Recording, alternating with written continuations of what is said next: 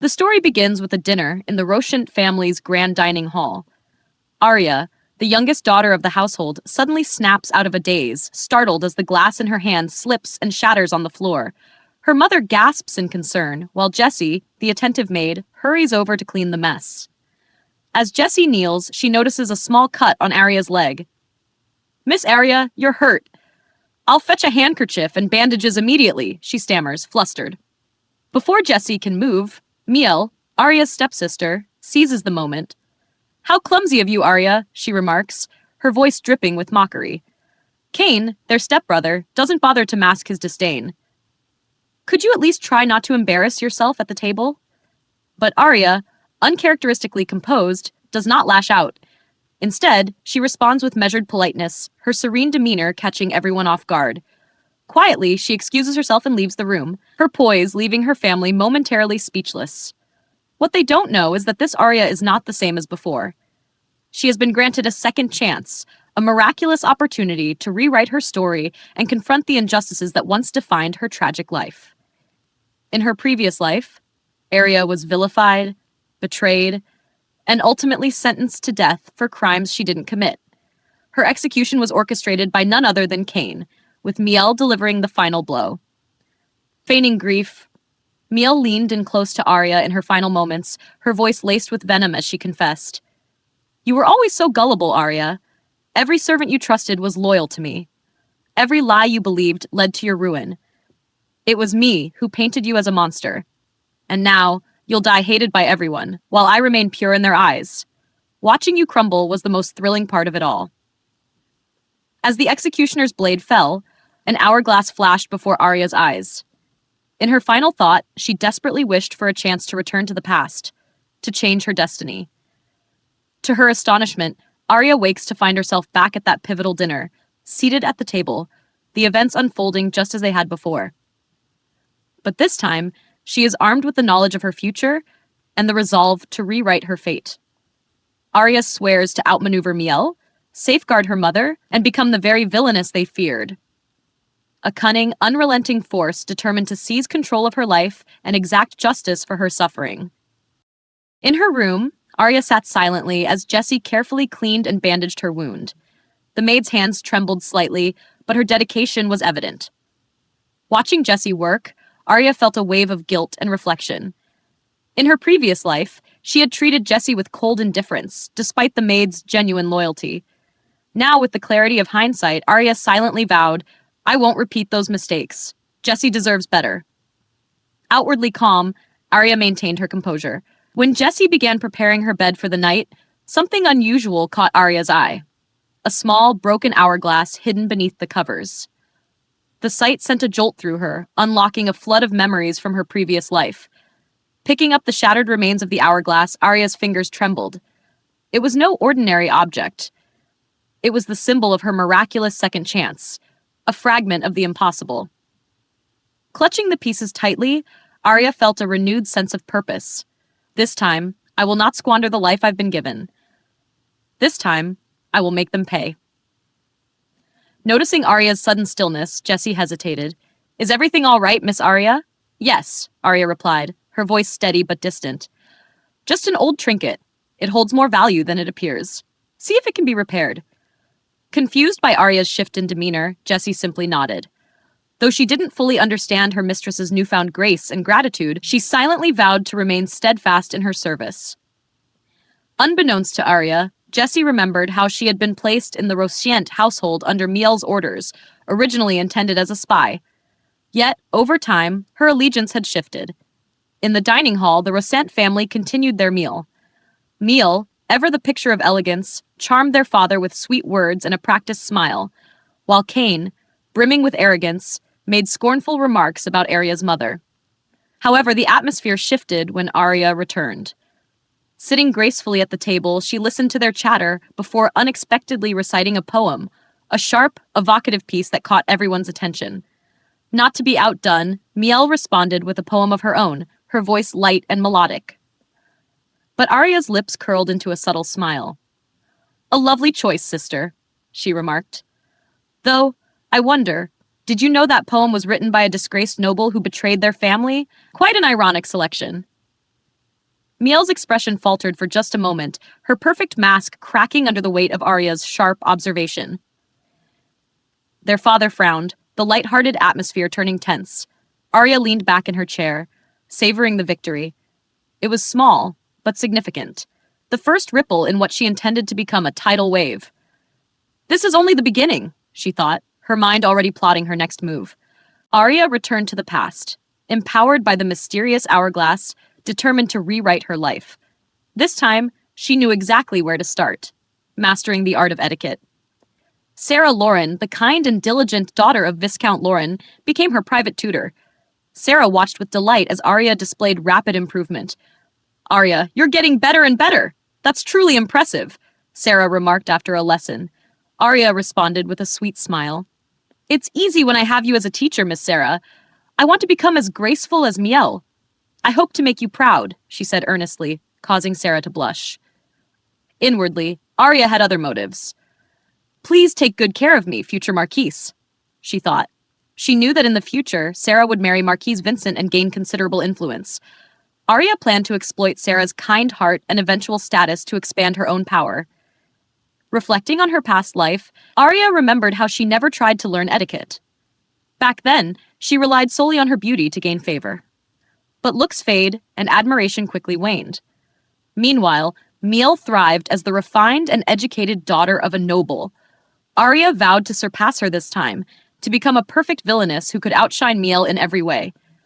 Her efforts quickly bore fruit. During a family dinner, even her father noticed her transformation. "Aria, your table manners are much improved," Count Rochent praised. "Thank you, father. Miss Sarah has been teaching me," Aria replied with a humble smile, savoring the glances of surprise and annoyance from Miel. However, Miel attempted to undermine her. "I always thought the servants were being sloppy in arranging your plate, Aria," Miel said with a smile. Aria's response was measured, her voice laced with sadness. "Miel, are you saying the servants dislike me?" she asked softly. Caught off guard, Miel stammered, "Oh, that's not what I meant." The Count intervened, scolding Miel for her careless remark. Aria's subtle manipulation had worked perfectly, making Miel appear petty while garnering sympathy from her father. Meanwhile, Aria's lessons with Sarah expanded to include embroidery. Aria admired the craftsmanship of embroidered works, but saw them as more than just decorations. She planned to use her skills strategically. Her first project? A silk handkerchief bearing the Rochent family crest, a lily, for her father. Sarah was astonished at Aria's progress. "Aria, your embroidery is amazing. You could proudly show this off anywhere," she exclaimed after seeing Aria's work. "Thank you, Miss Sarah. It's easier than I thought," Aria replied with a modest smile. Yet inwardly, she thought, "This time, my embroidery will serve a purpose. Everything I create will play a role in my plans." Determined to keep her lessons secret, Aria confided in her mother, ensuring that Miel wouldn't discover her progress. "If Miel finds out, she'll try to learn embroidery too," Aria reasoned. "I need to stay ahead of her and claim all the praise." One day, Aria surprised Sarah by requesting to embroider a golden rose, the emblem of House Frederick. "Aria, do you know what that symbol means?" Sarah asked cautiously.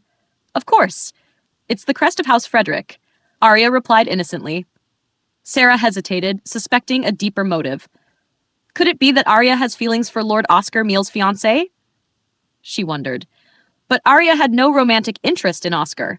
Her goal was simple, to take away everything Miel cherished, starting with Oscar. Feigning innocence, Aria reassured Sarah. "I just think the seal is beautiful," she said sweetly, leaving Sarah both relieved and confused.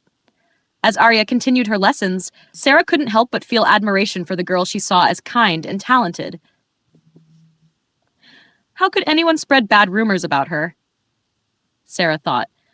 Little did she know, Aria was already several steps ahead, carefully weaving her web of revenge while maintaining an air of innocence. Far away, Oscar Frederick stood by a window, gazing out into the cold night. Unaware of the storm brewing within the Rossent household, he remained oblivious to the game that Aria was carefully and methodically preparing to play. In her past life, Aria had always been overshadowed by Miel's perfection, especially when it came to their father's affection. Miel had gifted him an embroidered handkerchief, and he had cherished it, praising her for being such a perfect daughter. Aria, on the other hand, had been viewed as unladylike and unable to compete with Miel's grace. She had accepted her position as inferior, never considering challenging the status quo. But now, with the gift of a second chance, Aria was determined to rewrite her story and take control of her future. One evening at dinner, Miel suggested they invest in leather for the upcoming fashion trends. Their father, always eager to keep up with the latest styles, listened with interest, while Kane, their brother, praised Miel for her insight. Aria, however, calmly pointed out the flaws in Miel's suggestion. Leather was expensive, difficult to maintain, and had a bad odor that would make it impractical. Instead, Aria suggested fur, pointing out that Princess Frederick had recently purchased large amounts of it, which could indicate it would become the next big trend. This left everyone at the table stunned. Their father, impressed by Aria's sharp thinking, decided to investigate her suggestion and soon made plans to acquire fur, completely bypassing Miel's proposal. The next morning, as their father prepared to leave, Aria handed him a handkerchief she had embroidered herself. Though her stitches weren't perfect, the gesture deeply touched the Count, and he promised to treasure it. Miel and Kane, however, were visibly shaken, both by the idea that Aria had done something so thoughtful and by the fact that their father had shown such warmth toward her. Aria cheerfully offered to make handkerchiefs for them as well, but both declined hastily. Aria didn't mind. The only thing that mattered was the look of defeat on Miel's face. Later, as Aria sat down to tea with her mother, the conversation turned to Aria's future. Her mother mentioned that she would soon begin looking for a suitable husband for Aria, as noblewomen had a limited window of youth. She also casually remarked that Miel was showing interest in Oscar, the first son of House Frederick, in Miel's carefully crafted plans. In her mind, happiness was often born from the suffering of others, and she promised herself that Miel's life would unravel piece by piece as Aria executed her carefully laid plans for revenge. Kane had gone off to the academy, and Miel had shut herself away in her room, focusing on her embroidery. Aria, meanwhile, was in a much better mood and shared the update with Sarah over tea one morning. "Did something good happen, Aria?" Sarah asked, noticing her cheerful demeanor. Aria smiled inwardly. "Without the usual glare from Miel and Kane, I can finally relax. I think many good things have happened lately, but meeting you, Miss Sarah, is the best of all," she said sweetly, causing Sarah to blush. Flattered by Aria's charm, Sarah eagerly shared some exciting news. "I'm hosting a small tea party with some of my close acquaintances, and I'd love to invite you, Aria." Aria considered it for a moment. "Sarah probably wants to use me to improve her image, dispel rumors about me, and show that I'm not as terrible as they think." Despite seeing through the gesture, she responded with grace. "I would be honored to attend." Later, as Aria prepared for the event, she ordered Jessie to discard all of her old, flashy dresses. Jessie hesitated, clearly shocked by the command, but complied. Aria then remembered her precious hourglass, which had recently been repaired. "I'll pick it up while shopping for new dresses," she decided, planning to use the occasion to her advantage. Realizing she had no suitable clothes to wear, Aria put a clever plan into motion. She set her old clothes on fire, causing panic among the maids. Pretending it was an accident, she tearfully apologized. "I was trying to light a candle, but the match slipped. Now all my dresses are burnt." Her mother sympathized, suggesting they borrow clothes from someone of similar size. Miel, reluctantly, offered to lend Aria a dress after Aria acted innocent, feigning reluctance to trouble her. While searching through Miel's wardrobe, Aria found a white dress tucked away in a box, the very one Oscar had gifted Miel for her birthday. Miel's hesitation was obvious, but with the maids watching and whispering, she couldn't refuse. "You can borrow it," Miel said with a forced smile. "Thank you. I'll return it safely, I promise," Aria exclaimed, feigning innocence while secretly relishing Miel's discomfort. Dressed in Miel's prized dress, Aria set out to town with Jessie, already planning her next move. "The saintly Miel doesn't realize she's playing right into my hands. I'll uproot her before she has the chance to bloom." As Aria rode through the town, the haunting words Miel had whispered to her in her past life echoed in her mind. "I'm so happy that you're in pain. I'll miss you, Aria," Miel had said just before Aria was killed. That hasn't happened yet, Aria thought, her hand unconsciously clutching her neck as she sat in the carriage. Arriving at a clothing store, Aria began to consider how Count Rosent might react to her choosing plain attire. If I dress too simply, it might surprise him. But that's just my negligence, father. I think this plan will work. She carefully picked out several dresses, simple but elegant, feeling a sense of pride in her choices.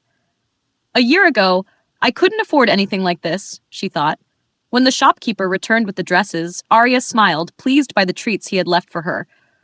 I used to starve just to survive. I never would have imagined having enough to eat. As she left the store, Aria spotted a boy selling newspapers on the corner. It was Hans, someone she had known in her past life. Hans, she thought with sadness. He died when a carriage ran him over. I'll do something for him this time. Aria instructed Jessie to pay Hans for a month's worth of newspapers, wanting to catch up on the latest rumors.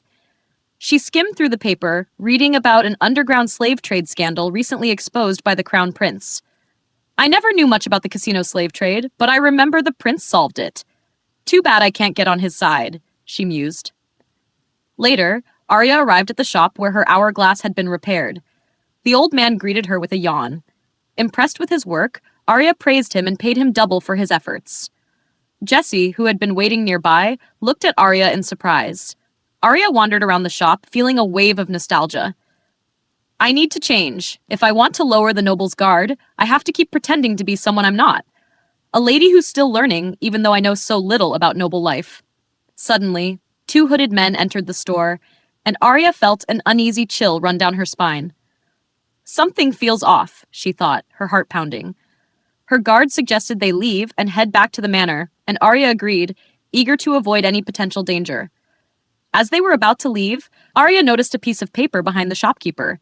She couldn't resist pointing it out, recognizing it as an auction ticket for the casino. The Crown Prince is shutting it down soon. That old man has no idea. The shopkeeper looked confused. What do you mean? He asked, his voice uncertain. Aria shrugged. Nonchalant? The choice is up to you. I've told you what I know.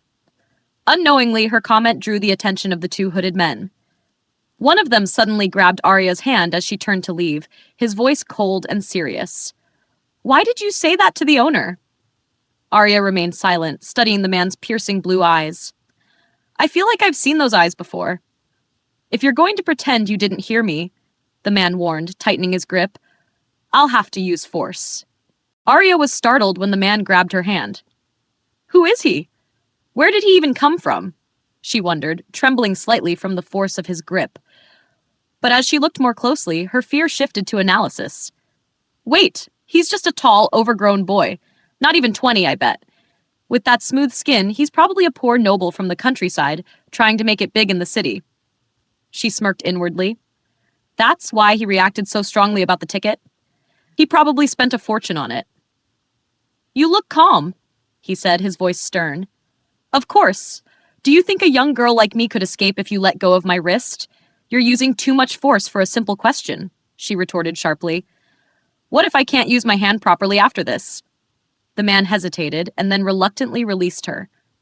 There, now answer me. Aria feigned a quiver, glancing away before speaking softly. I heard rumors that the casino is closing down, she said, taking a small step toward the door. What? He asked, his tone sharp. It's because Viscount Looper made some bad investments and is selling the casino to cover his losses. He's planning to run, she replied nonchalantly. Before she could leave, he interrupted her. If you're lying, I won't let you live. His hand hovered near a hidden knife. How will you know if it's the truth? Rumors are just rumors, she said with a smirk, leaving him speechless. As Aria's carriage departed, the young man continued watching her. The Rosent crest on her carriage, and the golden rose of House Frederick on her ribbon. She must be Lady Miel, he said to his subordinate. I've heard of her. A potential match between House Frederick and House Rosent. She's rumored to be difficult, the subordinate added. Miel, the man murmured. It means honey in the old tongue. Doesn't suit her at all. She seems familiar, though. Have I met her before? Should we follow her? The subordinate asked. No need. We know who she is. First we handle the casino, the man replied. Do you believe her? It could have been a joke. Maybe, but it aligns with what we've been planning. Looper can't escape. Even if our plans change slightly, shutting down that casino is priority.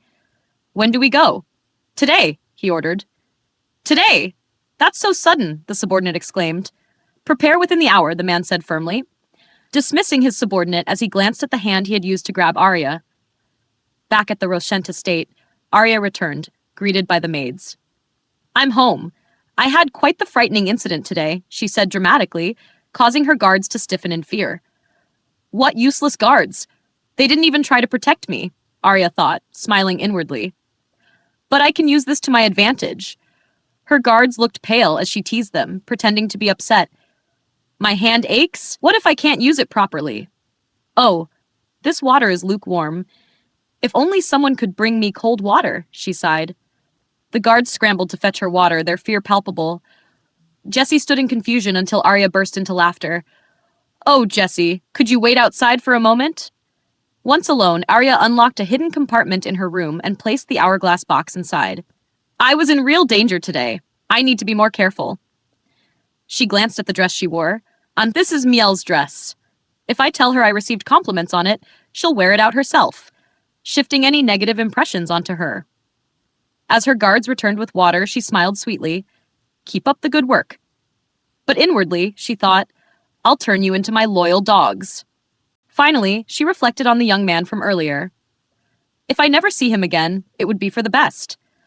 Meanwhile, in the city, the young man and his subordinates prepared to storm the casino, ready to act on the information Aria had given them. As Aria handed the dress back to Miel, she said casually, Miel, that dress, I got so many compliments on how pretty it is, even though it doesn't belong to me. Miel's thoughts lingered on those words as she wore the dress the next morning. It doesn't matter. I'm the rightful owner of this dress, she assured herself, admiring her reflection. Watching from her window, Aria smirked. That's right, Miel.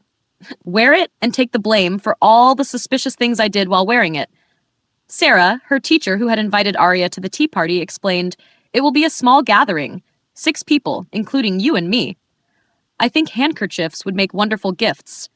Gifts? Aria asked, puzzled. Oh, that's right. This is your first tea party. At ladies' gatherings, we exchange handicrafts as tokens of friendship. Since you're skilled in embroidery, you should prepare some handkerchiefs, Sarah suggested warmly. Aria remembered a similar situation in her past life. Back then, I dismissed the idea, and Miel used these gatherings to strengthen her social ties. This time, I'll play along, she thought. I'll make some for the ladies, she replied. Privately, Aria planned to use this opportunity to flaunt her skills. I'll rub my embroidery talents in Miel's face. On the morning of the event, Aria approached Miel, offering her a finely embroidered handkerchief. I'm sorry. I know you said you didn't need one, but I wanted to deepen my bond with you, Miel. Many noble ladies exchange handcrafted gifts. Miel accepted the handkerchief hesitantly, stunned by its quality. Oh, I heard you've been practicing embroidery too. May I see your work? Aria asked innocently. There's nothing to see. I have to go! Miel stammered before rushing to her room and slamming the door. That's fine. Run, Miel. I've already won this round, Aria thought smugly.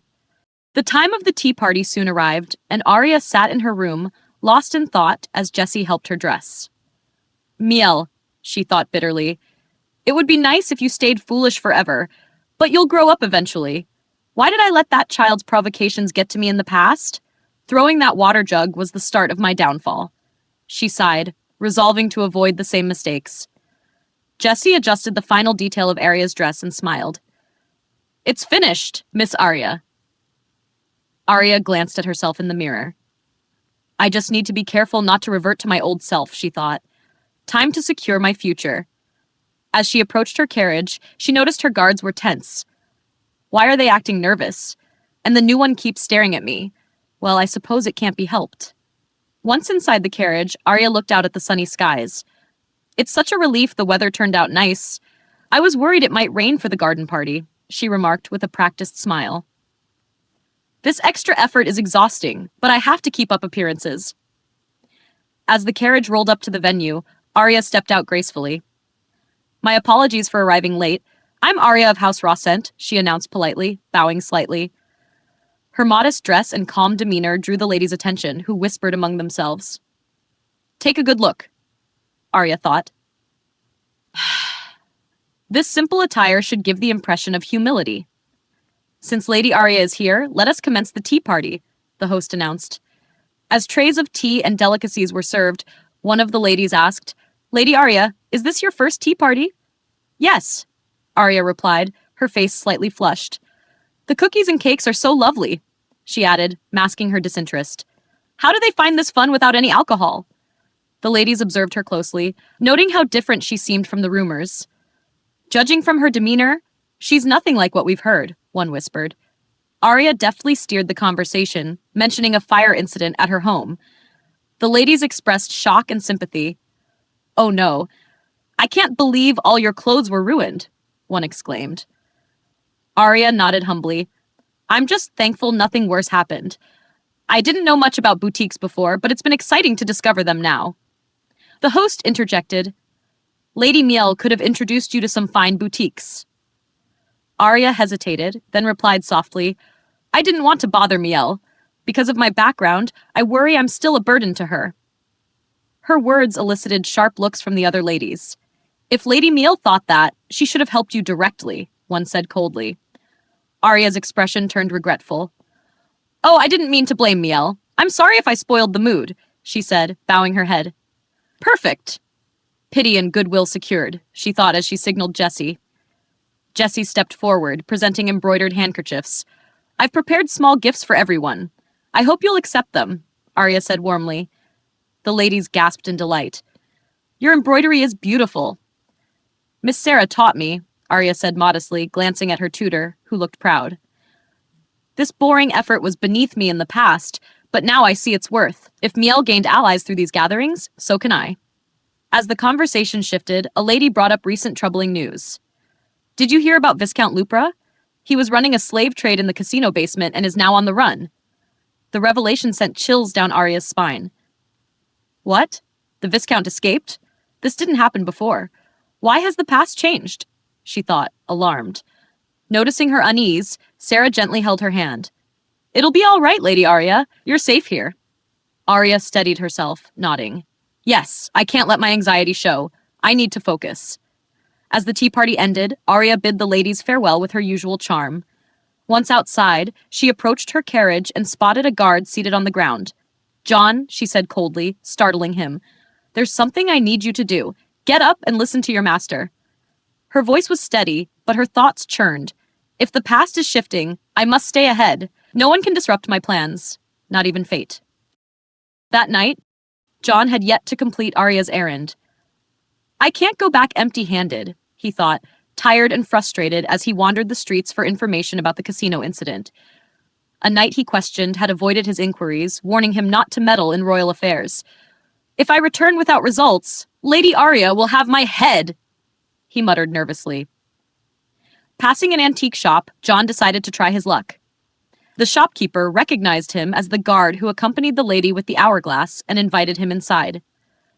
Grateful for her previous help, the shopkeeper offered John a drink. Moments after drinking it, John fell unconscious.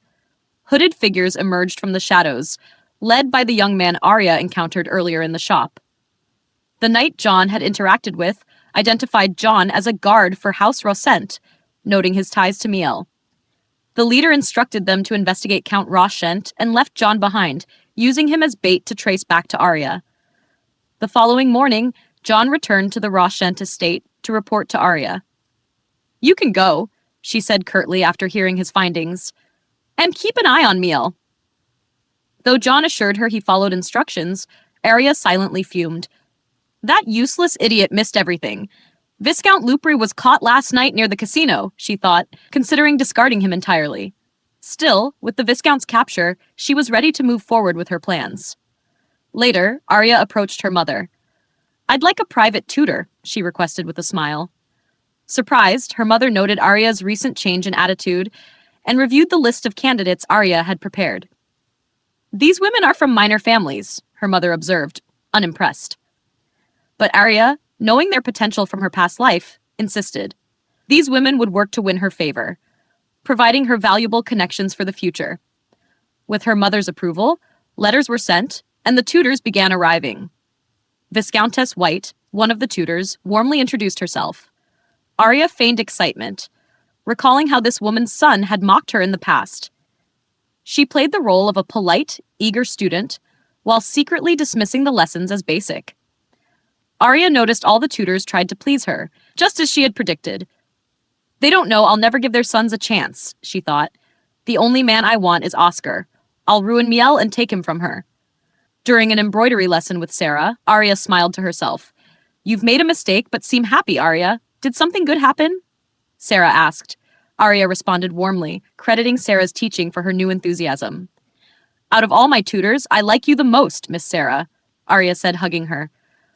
Sarah, touched, wished for Aria's happiness. But Aria had ulterior motives. You'll be a powerful ally for me, Sarah. You're so easy to deceive, she thought, hiding her true intentions behind a kind smile. During breakfast, Aria noticed Miel's downcast expression as she ate her meal slowly. Perhaps her embroidery isn't going well, or maybe she's bothered by all the people coming and going from my room. Either way, seeing her so worn out brings me a bit of joy, she thought, allowing herself a small smile. Later, while lying on her bed, Aria mused to herself. Miel will probably write another letter to Kane, complaining. She can only find comfort in her brother, who's stuck in his dormitory at the academy. She's truly pathetic. But no matter. I'll continue to build my knowledge and power, and I'll ruin her prospects with Oscar using the same methods she once used to ruin me. That would bring me the greatest satisfaction, she thought, a quiet giggle escaping her. Jessie, standing nearby, watched her mistress silently. Suddenly, a noise outside broke Aria's thoughts. Peering out the window, she noticed the commotion in the garden. Jessie, I think we have a guest arriving soon. Could you find out who it is? Yes, Miss Aria, Jessie responded promptly. Aria thought for a moment. It wouldn't be father, he always sends word beforehand. And it's the weekend, so it shouldn't be any of the tutors. Who could it be? She mulled over the question until she unknowingly drifted off to sleep. The chime of the clock woke her. When did I fall asleep? She wondered groggily. Glancing around her room, she noticed Jessie was absent. Strange. I didn't think I slept that long. Has the guest not arrived yet? Feeling restless, she decided to leave her room. As she descended the staircase, an unusual quietness filled the house. Just then, Jessie appeared. Miss Aria, she called softly. The tone of her voice, along with the urgency in her expression, told Aria that Kane had returned, and not alone. At the bottom of the stairs, Aria saw Kane standing with another figure.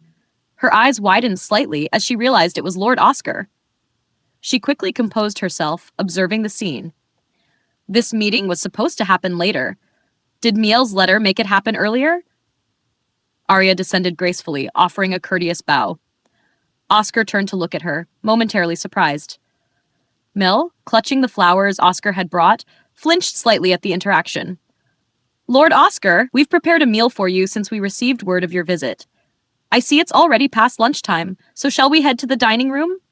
Miel suggested with a bright smile. Thank you, Oscar replied. As the group moved toward the dining room, Aria excused herself. Jessie, prepare some clothes for me and brush my hair, she instructed. Yes, my lady, Jessie responded. The timing shifted, but that's fine. I know what I have to do. Aria thought as she prepared to rejoin them. When Aria entered the dining room, her presence immediately silenced the conversation. No one sent for me, so I decided to come down myself. I hope I'm not intruding, she said calmly, her gaze sweeping across the room. Oscar, caught off guard by her beauty, rose to his feet. Oh, Lady Miel must have forgotten to call for you due to my sudden arrival. Allow me to apologize on her behalf, he said. He gestured for a nearby maid to bring an additional chair. Hello, I am Oscar from the House of Duke Frederick, he introduced himself to Aria. It's an honor to meet you, Lord Oscar. I'm Aria, she replied with a warm smile. Aria turned to Miel, who had dropped her fork. Goodness, Lady Miel, you don't look well. Are you all right? She asked, her tone laced with concern. Miel, visibly flustered, responded stiffly, I'm fine. She's easy to unsettle, Aria thought, hiding her satisfaction. As the meal progressed, the conversation turned to casual topics. When Miel thanked Oscar for a dress he had sent her, he complimented her choice of attire, but his attention kept drifting toward Aria. Kane and Miel proposed a shopping trip, but Oscar declined. You siblings should go together. It's been some time since you've seen each other, Oscar said. But we couldn't leave you here alone, Miel protested. You wouldn't be alone, Oscar said, glancing toward Aria. Lady Aria is here after all. Aria, caught off guard, paused briefly before replying. I'm not particularly skilled at entertaining, but I'll do my best to make your stay comfortable, Lord Oscar. Kane and Miel exchanged tense glances before agreeing to leave for their outing. Once they departed, Aria excused herself and returned to her room. She couldn't help but feel satisfied with the way events had unfolded. Things are moving along nicely, she thought, her mind already planning her next steps. Later, seeking a change of pace, Aria went to the indoor garden. While watering the plants, her thoughts wandered. Why let unpleasant memories ruin my mood? I should simply enjoy the moment. As she climbed a ladder to water some flowers above the door, it suddenly opened. Startled, Aria accidentally sprinkled water onto the person entering. You should announce yourself before entering, she said, turning to see who it was. Her eyes widened in surprise. Lord Oscar? She exclaimed, her shock evident. Are you all right? I'm so sorry. I didn't see you coming in, Aria stammered, looking panicked. It's all right, Lady Aria. At this rate, though, you'll end up getting water on yourself, Oscar said calmly, grasping her hands to steady her. I'll be fine, she insisted, though she continued fussing with his wet clothes. Oscar sighed. Even so, trying to wipe it like this won't help much. Aria's thoughts raced. What have I done? Such a careless mistake. She trembled as flashes of her previous life's downfall crept in. If this leads to disaster again, I'm really sorry, she said aloud, her voice wavering. Lady Aria, please stop apologizing. It's my fault for wandering around without a servant, Oscar assured her, his tone gentle. Her wide eyes locked onto his for a moment. So he realizes that much. Still, this is exhausting. She blinked away, tears threatening to form. Are you crying? Oscar asked softly. Me? Cry? Of course not. She gave a strained laugh, dabbing at her eyes. I just got frustrated and they're sore. Aria studied him quietly. He's the kind of person who can't ignore someone pitiful. That's why he stood up for me earlier. A weakness I hadn't noticed before. Straightening, she smiled, shifting the mood. Oh, right. I just remembered. I have a handkerchief with me. She reached into her pocket and pulled out a carefully embroidered cloth. Please, take this. Oscar hesitated back, glancing at the handkerchief. Aria's smile grew as she thought, this is my chance. You know the significance of accepting this from a noble lady, don't you, Oscar? Surely you won't refuse. Finally, he accepted it, using it to dab his wet sleeve. Aria felt a surge of satisfaction. Prepare a bath immediately for our guest, Aria ordered Jessie later that evening. Yes, miss, Jessie replied, bowing. Turning to Oscar, Aria asked, do you have a change of clothes? We keep guest robes available. Oh, my servant is bringing some. I wasn't comfortable staying in my uniform, he explained. So that's why he was wandering alone, she thought. Jessie soon returned, bowing as she opened the bath door for Oscar. Thank you, he said courteously before turning to Aria. I'm sorry for troubling you further. Not at all. Please rest well, she replied with a polite bow. Watching him leave, she noticed his slight hesitation. He's still thinking about the handkerchief, she mused. At dinner, the conversation turned lively as Kane handed Oscar a gift.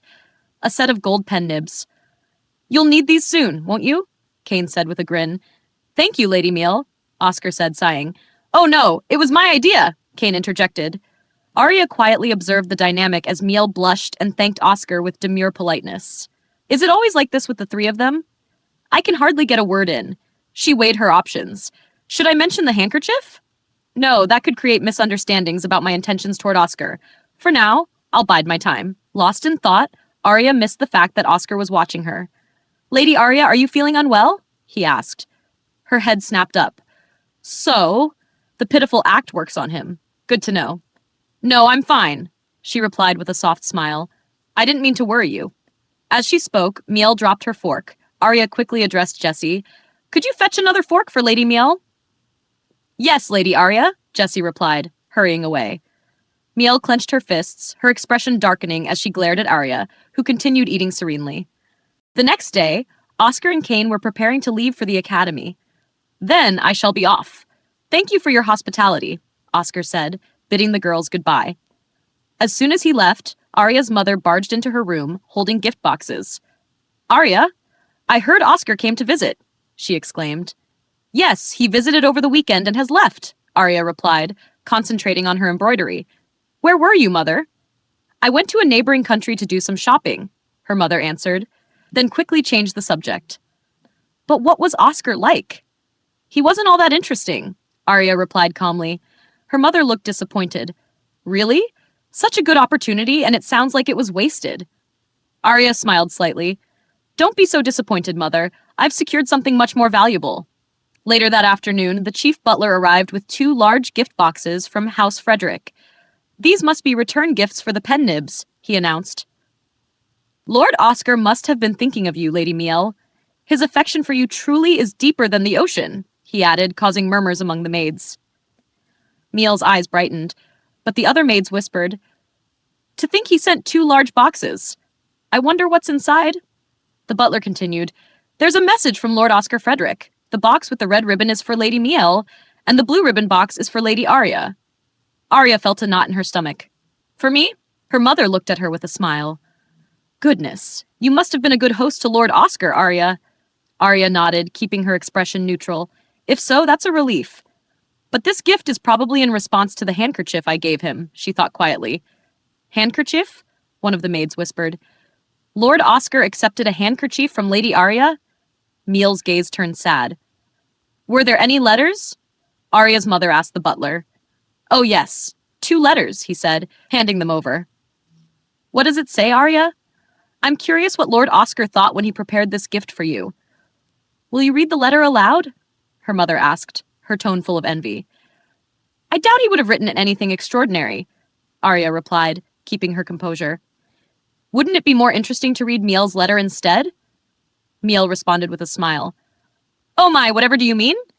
It would make more sense for you to go first, as you're the oldest, Aria. Aria smirked, her tone teasing. Nonsense. We never cared about that between us. Besides, there's talk of marriage between you and Lord Oscar. I'm sure everyone would be more interested in the contents of your passionate love letter, she said, watching Miel's hand tremble as she gripped her letter tightly. Then I'll read mine first. You can read yours afterward, Aria, Miel said, trying to regain composure. Aria laughed softly. Miel is acting so serious because of your silly joke, Mother. She turned to the butler. Reading Lord Oscar's letter aloud would be discourteous, so let's not, okay? But I am curious about the presents. Please open the boxes for us there. Her words caused the handmaid to stiffen. Aria noted her cold glare from behind Miel. What's her name again? Emma? Aria thought. The handmaiden carefully opened Miel's box first, revealing a beautiful dress. Gosh, how pretty! The Countess exclaimed. Why don't you try it on, Miel? But Aria replied, If I don't hurry, I'll be late. I'll just wear the hairpin. She picked up the delicate hairpin from her own box and smiled. I'm off now. I'm sad I won't get to see you open your gift, Miel. Aria quickly left with Jessie, though she could feel Miel's anger simmering behind her. As they walked away, Miel crumpled her letter, her hands shaking. In the carriage, Aria opened her own letter from Oscar. This is a thank you for the handkerchief you lent me at the indoor garden. I hope you will accept it as a symbol of my gratitude. Oscar Frederick. Aria smiled inwardly. It's concise, as expected. If I had read this letter aloud, the misunderstanding would have been cleared. But I need to fuel those misunderstandings. It'll work to my advantage. She glanced out the window, her mind already spinning. I must have looked so shabby if he sent me a dress as a thank you gift. This worked out even better than I anticipated. Now what should I get him in return? A ring? A necklace? A brooch? She wondered, turning to Jessie. Pardon? Jessie asked, confused. Take me to the biggest and most expensive jewelry store in the capital, Aria ordered. Yes, Miss Aria, Jessie replied quickly, though Aria noticed her reaction. She probably thinks I'm going to indulge in extravagance like I did before. Aria pondered her finances briefly. I can't just give him any old gift. It has to be something worthy of House Frederick. Aria smiled, feeling a rush of satisfaction. I'm no longer the foolish villainess I once was. Now I'm playing the game to win. At the tea party later, the girls couldn't help but praise Aria's hairpin. Gosh, that hairpin is so beautiful! What a lovely gold rose! Thank you, Aria replied with a smile. She handed out embroidered handkerchiefs to the other ladies. I made these with your family seals, she said, pleased with their reactions. Goodness, you've prepared such wonderful gifts again, one lady remarked. I told my family about you, Lady Aria, and they'd like to invite you to our home. Aria beamed. Really? That would be lovely. As the party concluded, Aria felt satisfied. It seems everyone went home saying nice things about me. How kind of them. But this is still a pointless gathering. I have no interest in these girls. Just as she was about to step into her carriage, she noticed something strange. Huh? Wait, who are you? She demanded, eyeing the unfamiliar coachman. The man stammered, I'm filling in for the usual driver. Aria narrowed her eyes. You aren't the same coachman as before. The man stuttered again, trying to explain. He came down with a stomach bug and had to change shifts. Aria wasn't convinced. So a sick man managed to come all the way back to the manor to change with you? The guard approached the man and examined him closely. His name is Elect. He's worked for House Rosent for over 30 years, the guard said. Aria sneered. I know his identity now, but why didn't anyone report this to me first? Her voice rose, sharp with anger. Were you planning to keep this quiet until I noticed for myself? The guard stepped back nervously. No, miss. It's just... Aria's temper flared. Do none of you see me as your master? She demanded, her voice rising. If I hadn't realized something was off, if I hadn't noticed, things could have ended differently. I've made that mistake before. I won't make it again. She took a dagger from her sleeve and held it close to the man's neck. Miel, you truly are a villainess who doesn't disappoint. This isn't some petty little harassment. You're showing your true colors now. But don't worry. I'm not the same naive fool I was in my past life. Aria's gaze hardened, her mind full of cold determination. I won't be manipulated again, Miel. Aria instructs her coachman to return to the manor with the carriage, deciding she'll find her own way home. Although the coachman agrees, his hesitance and the rattling carriage only deepen Aria's suspicions about potential foul play.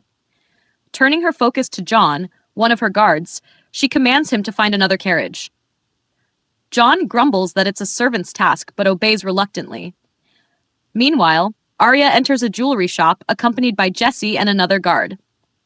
Upon entering the shop, she is greeted warmly by the shopkeepers, who immediately recognize her noble status. Aria explains that she's looking for a brooch for a young man in his late teens, requesting to see a range of styles from simple to elaborate. As Aria and Jessie wait, the shopkeeper quietly instructs his assistant to bring only the highest quality brooches, noting that Aria's composed demeanor and lack of concern for pricing signify her wealth. When the brooches are presented, Aria scrutinizes them carefully, holding each piece against the shopkeeper's suit to assess compatibility with black clothing. She eventually selects a blue gem brooch and orders a few smaller custom brooches featuring the seal of House Rosent. The shopkeeper, recognizing Aria from rumors, reevaluates her reputation. Contrary to the stories of her being a cruel noblewoman, he observes her refined manners and sharp taste. Aria requests that the custom brooches, along with her chosen piece, be delivered to her estate the next morning. The shopkeeper offers to include stationery, which she gratefully accepts. As a gesture of goodwill, he also gifts her a necklace, which Jessie helps her put on. After refreshments and a brief rest, Aria grows impatient. She commands her remaining guard to fetch a carriage, brushing off his visible reluctance. Jessie, displaying initiative, arranges for additional refreshments, earning Aria's silent approval. Reflecting on her past, Aria recalls the poverty she endured before her family's rise in status. Despite her progress, she remains determined not to let anyone, especially her stepsister Miel, undo her achievements. While gazing out the shop window, Aria spots a familiar figure in the street. To her surprise, it's a young man she's encountered before. Their eyes meet briefly before he smirks, causing Aria to retreat and close the curtain in unease. Jessie enters soon after, announcing the arrival of the carriage. Composing herself, Aria prepares to leave, but finds her guards acting unusually alert as they shield her. A flower falls nearby, startling Aria. A familiar voice calls out, apologizing for the mess, and claiming the flower was meant as a gift. To her dismay, the voice belongs to the young man she had just seen. With a composed smile, he greets her warmly, while Aria can't help but think that her string of bad luck has reached a new peak. As Aria confronts the man, he kneels before her, presenting a bouquet of tulips, indirectly saving him from financial loss, referencing her earlier remarks that led him to avoid purchasing a failed auction ticket. Aria, however, is bewildered, unsure of his intentions. Despite his calm and polite demeanor, she remains suspicious. The man introduces himself as Asher, but avoids mentioning his family name, which fuels Arya's skepticism further. She wonders if he's hiding his low status or aiming to use her noble lineage to his advantage. Reluctantly, she accepts the flowers, instructing her guard to check for anything suspicious. When the flowers are confirmed harmless, she dismisses Asher, but he boldly requests to kiss her hand in gratitude. Arya refuses, calling out his overly familiar behavior. He apologizes for his prior rudeness, citing stress from an important matter, but Arya remains wary. As she turns to leave, Arya stumbles, crushing the flowers underfoot. She feigns regret, but Asher remains unfazed, calmly suggesting the tulips are no longer suitable for her. Smiling, he retrieves the ruined bouquet and watches her leave. Though she expects anger, his composure unnerves her. Observing him from her carriage window, Arya wonders about his true motives and why he's suddenly so friendly. Later at home, Arya learns that her first coachman has been hospitalized due to food poisoning. John explains that the coachman fell ill after eating leftovers, even though his wife remained unaffected. Additionally, John reveals that parts were missing from the carriage assigned to Arya earlier, confirming it was unsafe. Arya praises John for his diligence, rewarding him with coins. Arya quickly connects the dots, suspecting Meal's involvement. She attributes the sabotage to jealousy over a gift Arya received from Oscar. Internally, Arya muses that Meal's growing emotional instability is leading her down the same destructive path Arya once followed. Determined to secure her revenge, Arya decides to target those who contributed to her downfall. She visits her mother, the Countess, and shares the details of her near accident, emphasizing how unwelcome they still are in the household.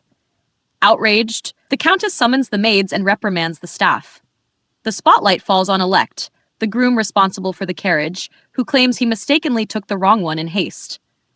The carriage keeper refutes this, pointing out that broken carriages are stored separately. The butler, known for his meticulousness, admits his failure to double-check the situation, taking responsibility. Observing the maid's reaction to his apology, Arya decides against punishing him, recognizing that his reputation among the servants is valuable. Instead, she shifts the blame to a potential saboteur acting independently of the butler's oversight, subtly implying Meal's involvement. When Arya suggests summoning guards to investigate, Meal tries to downplay the incident, citing Elect's age and the lack of injury. However, Arya slyly turns the conversation, asking how Meal could be so certain the carriage wasn't dangerous. The pointed question leaves Meal visibly tense, unable to hide her discomfort. Arya smirks, knowing she has successfully rattled her stepsister, while the room's tension rises. Arya's voice carried a weight that made Meal stiffen in her seat.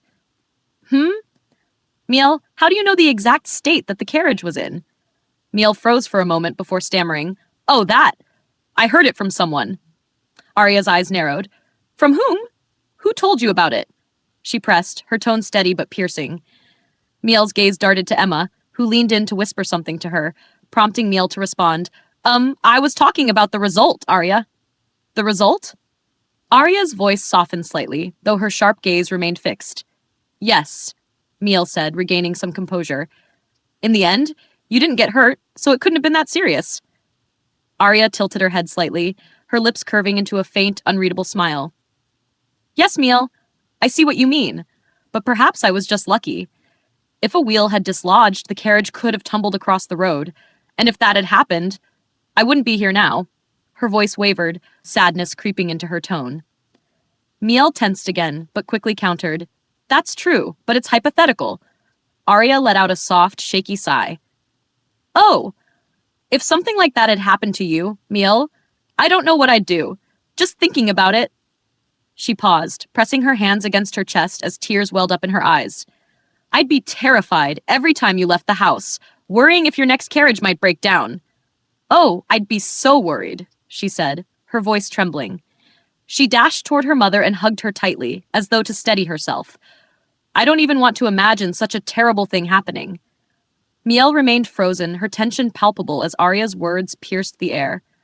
Arya pulled back slightly, her expression softening. "I'm sorry. Perhaps I'm overthinking, but the thought alone makes my blood run cold, she murmured, glancing sideways at Miel.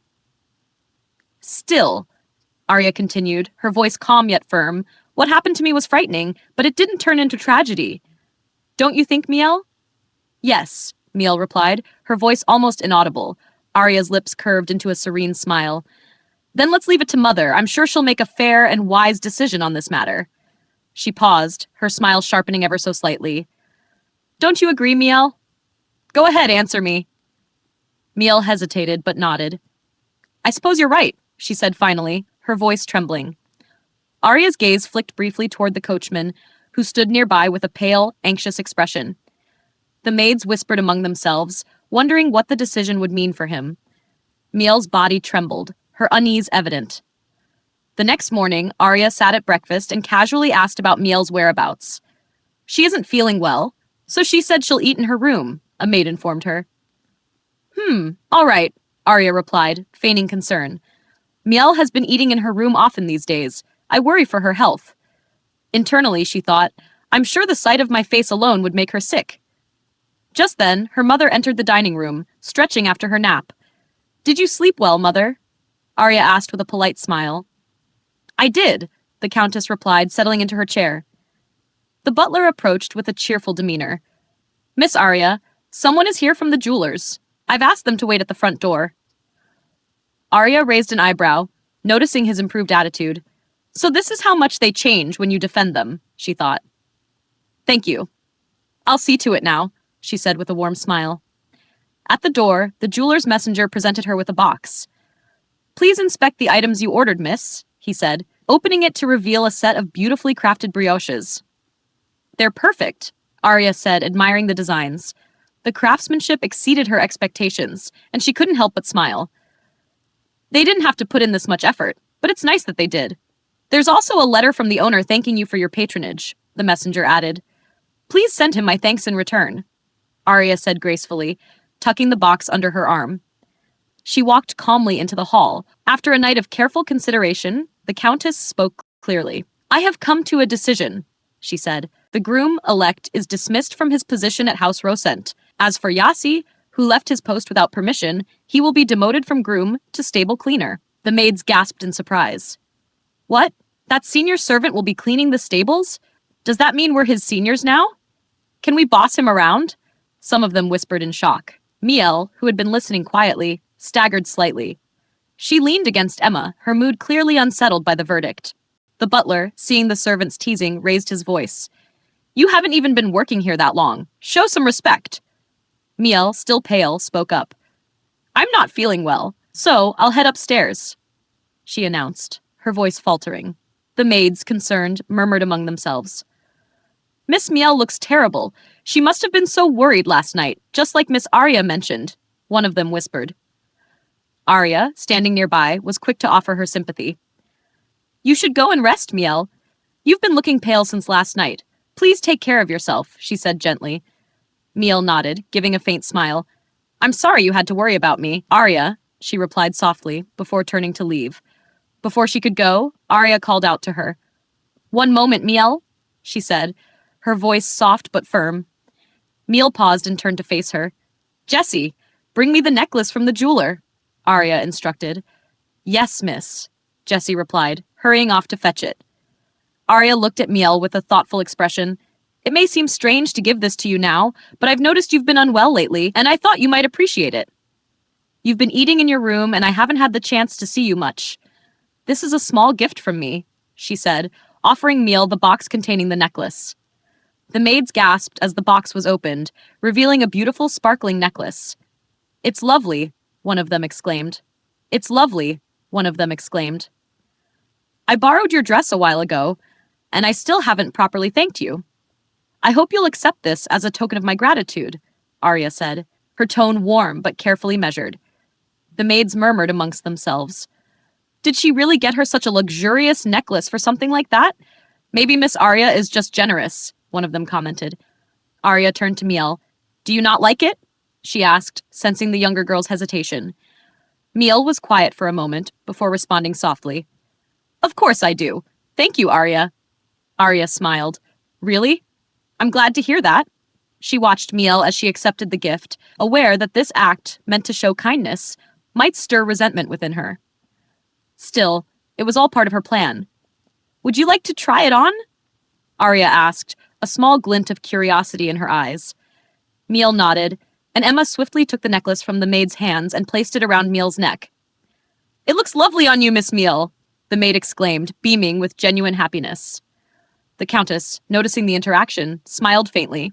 It's good to see you two getting along, she remarked, before excusing herself from the gathering. I need to prepare for my afternoon outing. Thank you, Mother, for taking the time to make such a fair decision, Aria said warmly, though she knew her mother's role was more ceremonial than anything else. As her mother left the room, Aria couldn't help but think, you just leave everything to the butler. You don't really do anything. After the gathering ended, Aria made her way to her room, sitting down with a cup of tea. It would be convenient if the groom decided to take matters into his own hands and settle the score with Miel, she thought. But things won't play out that simply. Miel's servants will take care of her. This incident wasn't that serious anyway. I should wait for a better opportunity. Aria's thoughts turned to Emma. That headmaid Emma? She's always by Miel's side, like a shadow. It's clear she's the one pulling the strings. Miel may be a villainess in the future, but for now, she's just a scared, timid girl. It seems Emma might have had a hand in the carriage incident, and if that's the case, I'll need to investigate her more closely. Aria's gaze shifted to the maid who had been so eager to hold the necklace earlier. Should I involve that servant with the freckles? Her expression was so covetous. If Emma had a role in this, perhaps she's connected to what happened to me in my past life. A chill ran down her spine as she glanced at the hourglass in its box. When I look at this hourglass, I feel a little more at ease, she thought, finding some comfort in its presence. Miss, the delivery man is here, Jessie announced, entering the room. Oh, that was quick, Aria said, surprised. I'll finish my letter now. She quickly reached for the stationery from the jeweler's. There were 5 pages, which felt excessive for the brief letter she needed to write. Dear Lord Oscar Frederick, she wrote, your generous gift in response to my handkerchief was unexpected, and I am at a loss for how to repay you. Please accept this token of my gratitude. She signed the letter, folded it, and handed it to Jessie. Wrap it with the gift and have it delivered as quickly as possible, she instructed. Yes, miss, Jessie said, leaving the room with the letter in hand. Aria sat back in her chair, watching the sands of the hourglass trickle down. The sooner this gift reaches Oscar, the sooner I can see Miel's face crumble, she thought, her lips curving into a small, satisfied smile. As Jessie re-entered the room, Aria noticed her still holding the pen. Her expression shifted slightly as the tension in the room increased. Why are you here? I didn't call for you, Aria asked, looking at Jessie, who had entered her room. Pardon? Jessie replied, confused. I thought I'd bring you some tea since it seemed like it would take some time for you to finish your letter. Aria blinked, her thoughts racing. My letter? Didn't you just take it? She asked, then suddenly jolted. Realizing she was still holding the pen, she checked the table and found the letter completely unwritten. What is this? Deja vu? She wondered, the situation feeling eerily familiar. In a panic, she quickly finished the letter. Hurry and give the package to the delivery man, she instructed. But Miss Aria, Jessie started, her voice uncertain, there's no letter. How can the gift be delivered to Lord Oscar without it?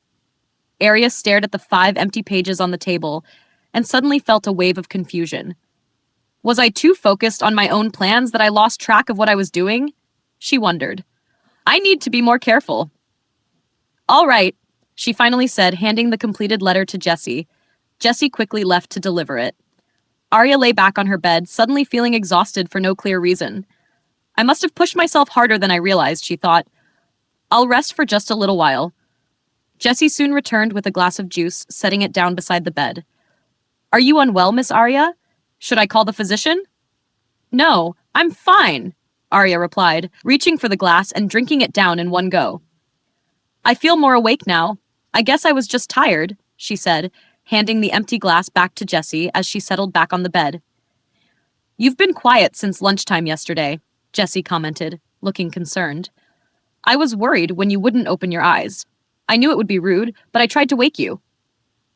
Aria shook her head. It's not serious enough to call the physician, she assured her. I'm just tired. Shall I bring you some dessert? Jessie asked. No, I'll have dessert later, Aria replied, closing her eyes as Jessie left the room. Aria turned to look at the hourglass on the table beside her. How did I sleep for so long? I'm not sick, she thought, but I can't shake the feeling that something is off. Just then, Jessie re-entered the room. I knew it would be rude, but I came in to try and wake you. I was worried because you wouldn't open your eyes, Jessie said, startling Aria. Aria froze, staring at Jessie with wide eyes. What is it? She asked, her voice tense. I said I don't need any dessert. Pardon? Jessie asked, confused. Aria looked at the glass on the nightstand and saw that it was full with the same juice she'd just finished moments ago. Wait, this is... she thought. It's like déjà vu. Her mind raced. This might sound crazy, but it feels like I've returned to the past, she realized. She grabbed the hourglass from the table, her heart racing. Jessie, she called, causing the maid to glance over. God must truly love me, Aria murmured, a flush creeping onto her cheeks as she clutched the hourglass. The realization hit her all at once. This hourglass... It sent me back in time. Over time, Aria had figured out how it worked. Once a day, she could turn the hourglass and return to the past. Only 5 minutes, but enough to undo any mistakes she made in the moment. I could change anything I want, she thought. While chatting with her tutor, Aria found herself grinning. Gosh, you seem rather happy. Did something nice happen? Her tutor asked. Yes, it's quite entertaining, Aria replied with a mischievous glint in her eyes. Would you mind telling me about it? I'd like to share your joy, Lady Aria, the tutor said softly. Aria's mind flicked back to the events. I'm the only one who can use the hourglass to turn back time. Of course, Aria said, her tone teasing. There's this old, unsightly fox. Her tutor raised an eyebrow. Oh, really? Do you have a pet? Aria smiled. She doesn't know her place and sticks her nose in everything. Whenever I see it, I find it funny and can't help but laugh. If she's that adorable, I'd like to see her sometime, her tutor said with a tight smile. Aria pointed to her mirror. She's already there.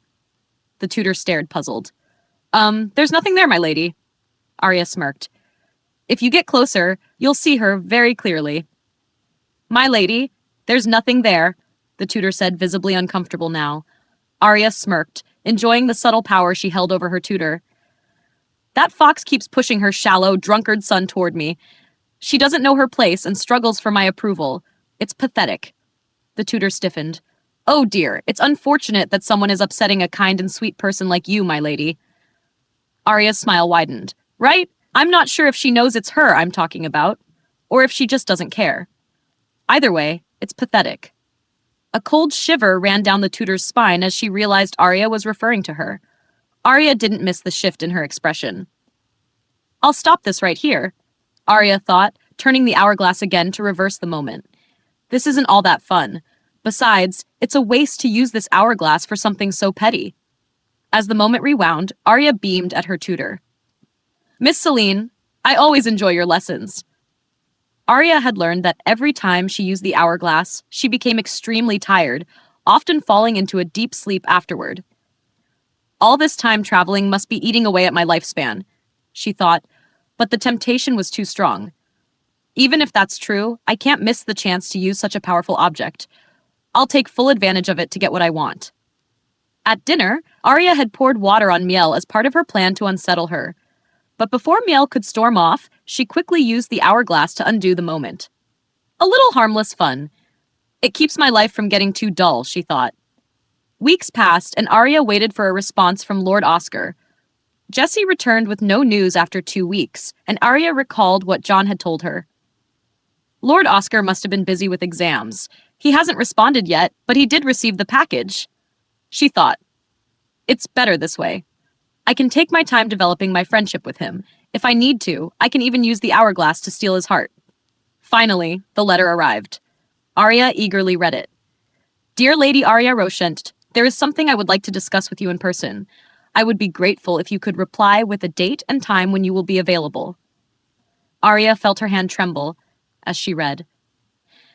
It's very to the point. That's how I wrote my letter, too. He doesn't seem to intend to return the gift. Probably because of Miel, he's going to ask me to end this exchange. But I can't let that happen. Jessie, Aria called out. Bring me some stationery and a pen. I must send a reply at once. Jessie hurriedly brought the materials, and Aria quickly composed a response. As she finished writing, she handed the letter to Jessie. Send this to Lord Oscar as quickly as possible. Jessie nodded, though a sense of unease lingered in the air. I hope he responds soon, Aria thought anxiously. Aria continues to experiment with the power of the hourglass, using it to reverse time and make small changes in her life. One morning, she orders an entire table filled with cupcakes for the servants. Jessie is stunned by Aria's apparent gluttony as she devours them all, but Aria soon turns the hourglass, reversing time. Jessie is confused by the situation, but follows Aria's order to distribute the cupcakes to the servants. Aria explains that she only pretended the desserts were for her, knowing that the servants might be unsettled after the recent broom incident, and she hopes to cheer them up. However, after eating so many cupcakes, Aria admits the smell of them now makes her feel sick, revealing how she can indulge without consequences by using the hourglass. While out buying desserts, Jessie also picks up a book that Aria had ordered. Aria is excited to see that it arrived quicker than she expected, and begins reading it. The book is on basic economics, written for younger nobles. It's much easier for her to understand than the outdated economics books that her family owns. Aria reflects on her situation, noting the limitations of being a woman in her society. Male nobles are required to graduate from the academy, but there are no schools for girls. She sighs, feeling frustrated that she can't change her gender, but she resolves to focus on learning as much as she can. Aria realizes that to change her fate, she needs to gain knowledge about politics, economics, and history. She also acknowledges that she needs to build a foothold for herself, not just as the Count's daughter, but as someone capable of making her own decisions. Aria begins to consider starting a business. Inspired by a noble woman in society who was focused on gaining money and power despite the harsh comments about her. Aria recalls how she had mocked that woman in her past life, thinking that beauty alone was enough to succeed. She now sees how wrong that thinking was, and resolves to work on building her own wealth and influence. Aria reads the economics book with determination, realizing that having capital is essential to gaining power. She tells herself that money is power, and that studying will help her achieve both. In the midst of her reading, Jessie enters with a tray of tea and politely asks if it's all right to hold a small birthday party for Aria. Aria reflects on the lavish party she had the previous year, which was met with harsh criticism from the nobles. They had called her a parasite of House Rosent and criticized her for wasting money. Aria thinks back to that party and wonders why the hourglass didn't take her back before she had made such decisions. She tells Jessie that this year, she only wants a quiet lunch with a few close friends, avoiding another extravagant celebration. She wants to change her image in the eyes of those around her, and feels it's better not to spend unnecessary resources on a large party. Aria is focused on improving her reputation and status, and holding a large party would only undo her progress. Aria's birthday is soon approaching, and the day before, she's excited to welcome her tutor, Sarah, who arrives at her manor. Aria greets her enthusiastically, dashing to hug her. Sarah, amused by Aria's excitement, jokes about how Aria hasn't changed since they first met. They share a warm greeting, and Sarah comments on the chilly weather, suggesting they move upstairs to continue their conversation. Aria is genuinely glad to see Sarah, now recognizing her as an important ally. She feels a deep connection with Sarah, and as they sit and talk, she realizes how much Sarah's support means to her. Sarah then asks Aria if there's anything she would like for her birthday, and Aria shyly asks for a handkerchief embroidered by Sarah herself. Sarah offers to make as many as Aria wants, but Aria only requests one, hoping it will symbolize their friendship. She also asks if Sarah could make a second handkerchief for herself, so they could both carry matching ones. Aria feels a little embarrassed by her request, but is moved by Sarah's willingness to fulfill it. Sarah agrees, and they share a heartfelt moment of mutual affection. Aria reflects on how important this token of their friendship is to her, and how it represents a deeper bond. As they continue talking, Aria realizes that Sarah is about to make her societal debut and will likely be courted by a marquise. Aria had once seen this as an opportunity to use Sarah's connections to advance her own goals, but now she feels genuinely happy for Sarah. Aria knows that once Sarah becomes a debutante, she'll be surrounded by suitors and busy with the attention that comes with her beauty and grace. Still, Aria is glad to have Sarah by her side, knowing she can rely on her support. Sarah admits that she doesn't look forward to her debut, but Aria encourages her, telling her how wonderful it will be. She knows that the Marquis will be drawn to Sarah's talent and beauty, and she subtly hints that this will be a good opportunity for Sarah to gain influence. Aria also asks Sarah what she wants to do once she becomes an adult, and Sarah reveals that she wants to teach children. This admission surprises Aria, as she had assumed Sarah simply liked children in general. But now, she realizes how deeply Sarah admires her and is touched that their lessons together inspired Sarah's dream of becoming a teacher. Aria feels a sense of pride that she has been able to influence Sarah's aspirations in such a positive way.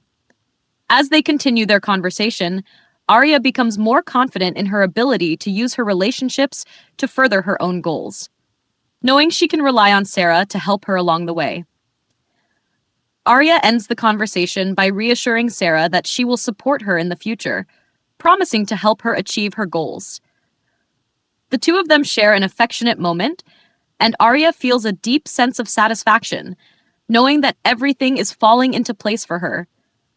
Aria's birthday unfolded beautifully as her tea party guests gathered at the Rochent estate to celebrate with her. The cheerful atmosphere filled the room, with each visitor presenting their gifts and warmly wishing her, "Happy birthday, Lady Aria!" Smiling gracefully, Aria welcomed them all, saying, "Thank you, everyone." She led her friends to her room, where they settled down together, the lively conversation and giggles filling the air. However, one of the girls soon noticed Aria's slightly fatigued expression. Are you feeling all right, Lady Aria?" she asked with genuine concern. Aria quickly reassured her, "I'm perfectly fine. I was just so excited about today that I didn't get much sleep," she said, flashing a radiant smile to allay their worries. While the party proceeded, Aria's mind wandered to Oscar. Why isn't he here yet? She thought, the unease creeping in as she remembered inviting him through a letter. She glanced at the clock, anxiety flickering in her heart. Surely he wouldn't ignore the invitation? Would he? Despite her concerns, the music Jessie had arranged helped create a pleasant distraction, the melodious tunes filling the room with a joyous ambiance, and Aria felt a momentary relief. "Oh, Jessie, thank you for organizing the music," Aria mused gratefully, recalling the brief conversation where Jessie had asked her opinion about hiring a live band. The sound of conversation shifted as one of the girls gently nudged Aria. "Lady Aria, shall we open the presents now? It might be nice to enjoy them before the food arrives." Another chimed in, "Yes, open them! We're dying to see." With a playful glint in her eye, Aria responded, "Oh, may I?" She began unwrapping each gift, exclaiming with delight at the adorable trinkets and thoughtful tokens her friends had brought. How lovely, even if some of these lack a bit in quality. She thought privately. She resolved to discreetly re-gift the less impressive items to her maid, Jessie. Among the presents was a carefully wrapped box from Sarah. "I worked hard on these for you, Lady Aria. I truly hope you like them," Sarah said with a shy but proud smile. As Aria unwrapped it, a beautifully embroidered handkerchief and matching gloves came into view, causing gasps of admiration from the other guests. "Sarah, these are stunning!" one exclaimed. "Goodness, is this your handiwork?" Sarah nodded, her cheeks flushing. "Yes, it took a while to stitch the matching patterns. I'm so glad you like them." Aria was genuinely impressed. "Sarah, your skill is incredible," she said, holding the items up for everyone to admire. "You should host an exhibition with work like this." The compliments flowed, with the girls marveling at Sarah's hidden talent. Aria reflected on her decision to befriend Sarah. "This girl is a treasure." "She's one of my best allies, no question about it," she thought, smiling warmly at her friend. Attention turned to Aria's outfit as one guest commented, "Your dress is exquisite, Lady Aria. And that fur stole you had earlier, it was divine. Aren't those hard to come by lately?" Aria responded modestly, "My father gifted them to me. I'm afraid I lack the eye for selecting such stylish things myself." Her thoughts wandered briefly to the pile of gifts she had received earlier from Count Rosent. He's become so eager to please me since I shared that one vital piece of information. It's almost laughable how easily people can be swayed, she mused. Outwardly, she highlighted her favorite present, holding up a teddy bear adorned with sparkling gemstones. "This is my favorite," she told the group. "Father has such good taste, doesn't he?" The girls were entranced by the unique bear, its gem-encrusted ears glinting in the light. "It's adorable and so luxurious," one said, while another added, "This suits you perfectly, Aria." Smiling demurely, Aria basked in the admiration. "This is what sets me apart," she thought, though her expression remained sweet and composed. The party reached its peak with a grand meal. Aria, eager to show gratitude, announced, "I prepared this feast to thank you all for celebrating with me. Please enjoy." The table overflowed with delicious dishes, and laughter echoed as the guests indulged. The atmosphere shifted abruptly when Miel entered the room. With her usual elegance, she smiled and said, "Happy birthday, Lady Aria. I've been searching for you. I'm sad you didn't invite me to your party." A ripple of whispers spread through the group as Miel's words hung in the air. Aria remained poised, responding, "Why, Miel? I didn't mean to exclude you. You've been unwell lately and rarely come downstairs. I didn't want to disturb your rest." Miel replied with a faint pout, "I did come down a few times. I thought you had purposely left me out." She presented Aria with a bouquet of flowers, adding, "I know you like flowers, so these are for you. Happy birthday." Then, with a graceful exit, she left the room, leaving Aria to silently fume. "Miel, you conniving little," Aria thought, anger simmering under her calm exterior. The whispers from the guests grew louder, and Aria knew her reputation had taken a slight hit. "I should have prepared the hourglass," she chastised herself, but quickly resolved to regain control. When one guest asked, "Has Lady Miel been unwell for long?" Aria sighed softly and replied, "With father and brother away, I think she's been feeling lonely. It's understandable given the circumstances. I only wish I could comfort her more." The girls rallied around Aria, showering her with encouragement. "Don't blame yourself, Aria," Sarah said firmly. "It's not your fault." Others nodded, adding, "You're so considerate, Lady Aria. If you ever feel burdened, please call on us." And just like that, I've turned things back around, Aria thought, her lips curving into a subtle smile. She escorted her guests out after the party, graciously thanking them for attending. Back in her room, Aria sat by the fire, reflecting. "I must plan better. The hourglass is a tool, not a crutch. I can't afford to lose composure so easily," she resolved. Just then, Jessie rushed in, her voice excited. "Lady Aria, Lord Oscar has arrived." "What?" Aria exclaimed, her heart skipping a beat. "Escort him to the sitting room and return immediately. I need to change," she ordered. Meanwhile, in the sitting room, Miel had already made her move. Smiling graciously, she greeted Oscar. "Welcome, Lord Oscar. May I ask what brings you here today?" Lady Miel greeted Oscar with a tense smile, asking if it was all right for her to keep him company while they waited for Aria to get ready. Oscar, trying to maintain composure, agreed, though he couldn't help but feel uneasy. As they had tea together, Miel commented on how Oscar seemed a little thinner than when they last met. "I've been busy with exams," Oscar explained, sipping his tea. Miel, with a smile, inquired, "You came here on a weekday, despite being so busy?" Oscar replied that he had some business to attend to. As they continued chatting, Miel's eyes shifted to the butler behind Oscar, holding a bouquet of flowers. She noticed the beautiful white flowers and thought with bitterness, "They'll be wasted on that lowly wench." Miel then commented on how Aria must have invited him to her birthday party, but added that she was saddened because Aria hadn't called for her, claiming Aria had said she wasn't feeling well. Oscar, confused, wondered aloud if it was Aria's birthday today. Miel then seized the opportunity and politely invited him to her own birthday party, emphasizing how she remembered Oscar had always been too busy to attend. She mentioned their families were discussing a marriage between her and Oscar, which she believed made it necessary for him to spend time with her. Oscar hesitated but finally agreed to come, making Miel beam with delight. Just then, Aria entered the room, and Miel, acting modest, excused herself. As Miel walked past Aria, there was no exchange between the two. Aria smiled gently at Oscar and asked, I hope I didn't keep you waiting too long. Oscar reassured her. Not at all. Lady Miel kept me company. Internally, Aria fumed. Damn it. I was changing into something modest to suit Oscar's taste, and she took that opportunity to talk to him. Trying to keep her composure, Aria smiled and asked, Have you been well, Lord Oscar? He responded affirmatively, and she went on to show him the hairpin he had sent her, asking if it suited her. Oscar blushed and said it looked lovely on her. Aria then asked, Did you not like the brooch I sent you? Oscar quickly assured her he liked it, though he was still taken aback by her gesture. Aria, calm as ever, explained it was the first gift she had received from anyone outside her family. I didn't mean to make you uncomfortable, Lord Oscar, she added, smiling. She then requested that he wear the brooch, and Oscar agreed, though he had planned to return it. As Aria pinned it to his jacket, Oscar's face flushed, and she remarked, It really suits you, Lord Oscar.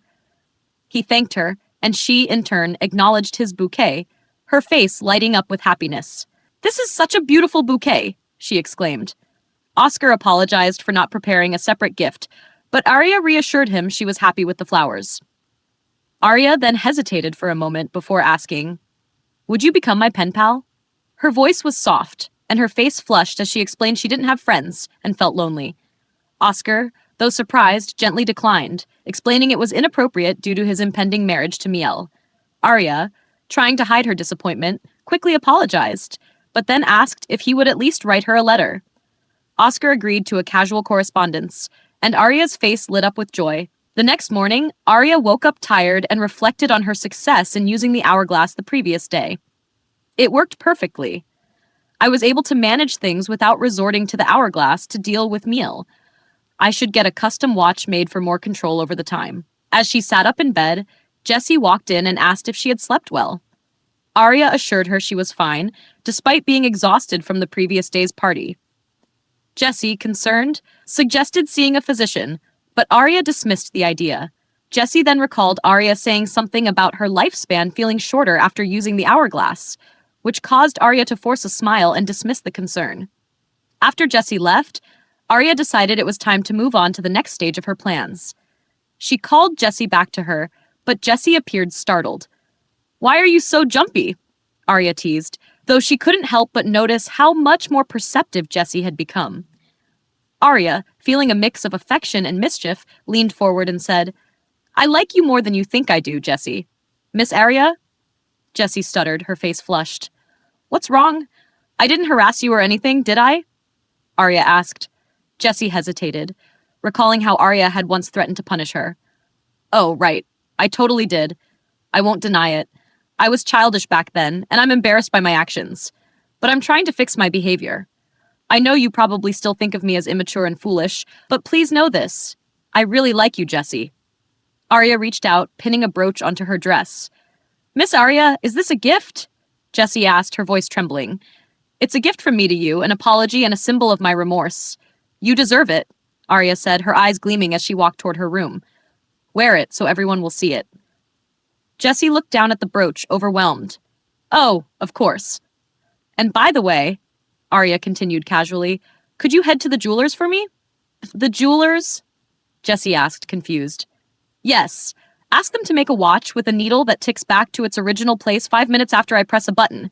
I'll carry it with me, so please make sure they understand, Aria instructed. Yes, miss. I'll be right back. Jessie hurried out, leaving Aria to reflect on her plan. Did she like the brooch that much? Aria wondered, watching her leave. What about the hourglass? Should I just have Jessie hold it in its box? She continued pondering, her thoughts distracted by Jessie's haste. Soon, Sarah arrived, and Aria hurriedly changed to meet her. I thought Jessie rushed out because she was excited about the brooch, but she was really rushing because Sarah's coming soon, Aria mused, eyeing the maids around her. Miel used to send her maids to ruin me, but now I'll choose one who'll join my side. She pointed to a maid. You there? Yes, the maid asked, clearly nervous. My only servant is out running an errand. Would you bring us some tea? Aria asked with a polite smile. Of course, miss, the maid replied, setting the tea on the table. Aria observed her closely. Judging from your expression, you must be one of Miel's loyal servants, Aria thought, knowing the maid's affiliation. As they sipped the tea, Aria made casual conversation. Thank you. This tea smells a bit different from Jessie's, but it's nice. Thank you, miss, the maid replied. If you're not busy, would you mind serving me until my maid returns? She's my only one, Aria said, watching the maid closely. I'm terribly sorry, miss, but Miss Miel has asked me to do something. Would you like me to call someone else to assist you? The maid offered. Aria raised an eyebrow. Really? Sure. The maid quickly checked the time before Aria asked, Does Miel have a maid with freckles? Yes, miss, the maid replied. Her name is Annie. How old is she? Aria asked. She's 15, the maid said. How long has she been here? Aria continued. About 5 years, I think. She came when she was 16, the maid answered. Aria nodded. Is she busy now? I'm not sure, the maid answered nervously. Would you bring me the hourglass in the cabinet? Aria instructed. After the maid brought it to her, Aria turned it, sending time back 5 minutes. Sorry, but if you're busy, would you send me another maid? The youngest one, if possible, Aria asked, softening her tone. Soon Annie appeared before Aria. Miss Aria, is there something I can do for you? Yes, Aria said with a small smile. I've been thinking about your society debut once the new year comes, so we need to prepare. Annie looked hesitant, but Aria continued. Let's practice dancing in our heels. We need to practice now so we won't suffer later. Annie just sat there, looking confused and out of place. Aria, you're a great dancer. Better than I am, Sarah remarked. While Aria smiled. Thanks, but I feel like my movements lack some decorum, Aria admitted. Well, we'll work on that, Sarah replied before instructing Aria to adjust her posture. Just as Aria was getting into the rhythm, Jessie burst into the room, panting. Miss, I'm sorry I'm late. Oh, you're back already? Aria asked, offering her a glass of water. You didn't need to hurry. Jessie shook her head. I'm fine, miss. I can wait. Your face is so flushed, Aria observed. You should drink some water. After Jessie drank, Aria turned to Annie. You can go now. Of course, miss, Annie said, leaving the room with a soft sigh. As Aria and Sarah resumed dancing, Sarah commented, You should rest a bit, Aria. Your feet must be hurting. Jessie immediately knelt down to tend to Aria's feet. I'll rub them for you, miss. Thank you, Aria said, relieved that Jessie was caring for her. Meanwhile, Annie, still lingering outside, muttered to herself. Who cares about dancing and social gatherings? During lunch, Miel suggested, If it's all right, I'd like to recommend a maid to you, Miss Aria. Aria raised an eyebrow. A maid? Yes. I heard your maid was away, and mine offered to help, Miel said with a smile. I know what she's up to, Aria thought. She wants to spy on me, but I'll never mention Oscar. Thank you. I'll have a young maid for small errands, Aria replied before sending for Annie. Back in her room, Annie sat at a distance, staring at Aria. She's spying on me so obviously, Aria thought. It's a little annoying. Annie? Aria called. Yes, miss, Annie replied. Could you bring me a new pot of tea? Aria asked. Of course, miss, Annie answered, quickly setting the tea. Aria observed her closely, noting her scent. Is she really as bad as I think? Aria wondered, before smirking. Annie, could you come closer so I can see your face? Aria asked, her voice soft, as she held Annie's chin, watching her blush deeply. Thanks for watching. If you enjoyed the recap, don't forget to like the video and subscribe for more manhwa content. See you in the next one.